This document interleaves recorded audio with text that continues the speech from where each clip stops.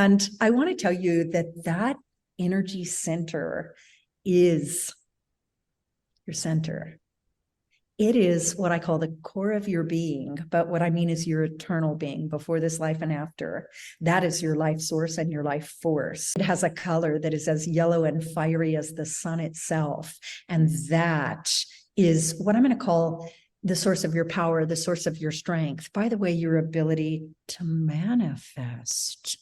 And so if you feel hopeless, helpless, victim, there's a lot of victim there, disempowered, unable to manifest, we're most likely talking about the third chakra. I am going to tell you, though, that I'll have to start introducing the interconnectedness between all the chakras, right? Because they work together in combinations that you'll start to see as you gather in more information. So it's like, wait a minute, didn't you say something about that with the root?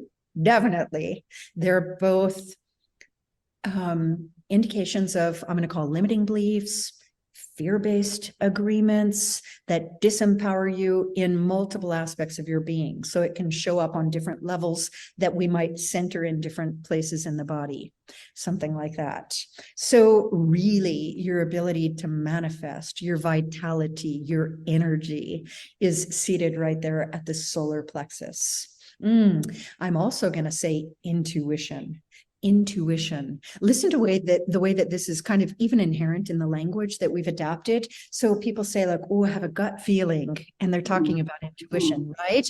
Or they say something of it just kind of like referring to the stomach, right? And that's going to be right there at the third chakra center. So when you feel impending doom and you're like, oh, I'm just sick to my stomach, that is the third chakra. Yeah. So, yes, your thoughts, comments. Well, yeah, I can so relate to that. Yes, because I think that for so long, when we've had those feelings, and especially as women, we tend to just push them aside. Well, for one, we don't want to deal with them if they're unpleasant. But I also know I'm intuitive. I also know that I do not like that feeling in the pit of my stomach if it's a negative thought or feeling. Thank you. You said so many good things. I'm sure if you understand how like aligned and attuned you are to what's happening here. One thing you said is just the phrase as women, and true words. As women, we've adapted this like agreement of how we should be as women. And that blocks us from being fully expressed on every level. The first thing I want to tell you is actually another little story. And that is that, I guess I won't give specifics, but I was at a breathwork conference where I was a presenter, and all of the women were practitioners and facilitators were taking on a certain persona.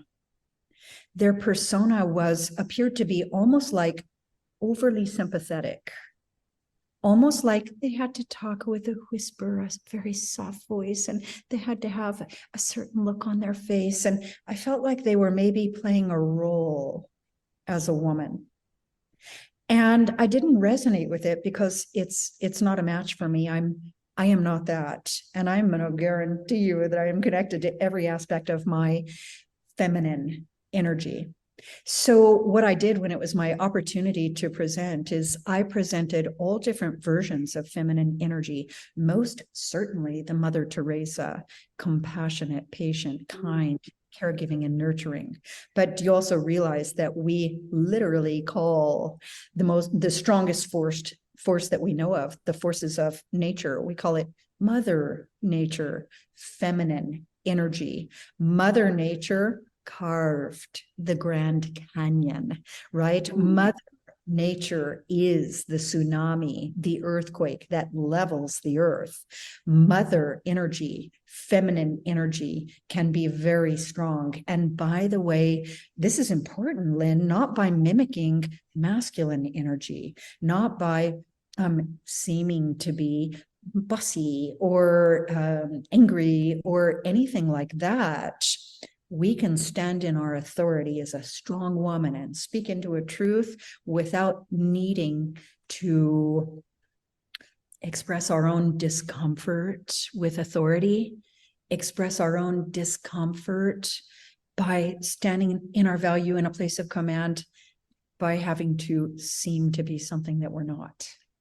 Did you hear what I was really saying about that? Feminine energy can be the most tender, and it can also be the most strong. And we don't need to disguise the energy as something that it's not. We only need to be comfortable with the energies within ourselves and stand in our authority and stand in our value to express it. And it can also be the most strong. And we don't need to disguise the energy as something that it's not. We only need to be comfortable with the energies within ourselves and stand in our authority and stand in our value to express it.